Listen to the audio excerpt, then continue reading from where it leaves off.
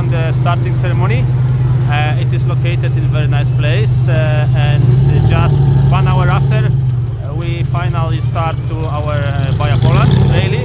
And today is the prologue. I think it will be quite difficult, quite short, but twisty, narrow. We will see. We don't know the road, but we expect quite hard conditions.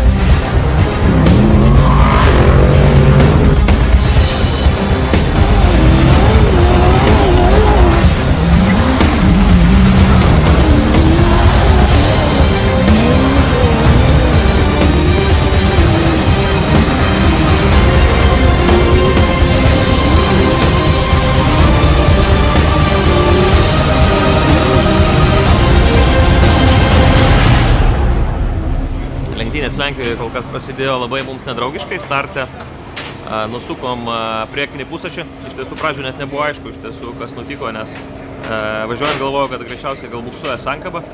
Paskui, kai pasigirdo bildesiai priekį, suvokiau, kad tai bus pusašio bėda. Ir 7 km su 3 pusašiais, kai nėra kietos blokiruotės, yra labai sudėtinga.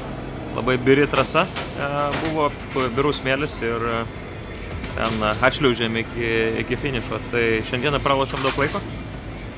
Aišku, kad lenktynių rezultatui tai nepadės jokia forma, bet tikslas dabar per 45 minučių servise sustvarkyti automobilį ir rytoj gauti starto poziciją šiek tiek geresnė, negu mes atvažiavom, jeigu tai pavyks, ir kausimės toliau.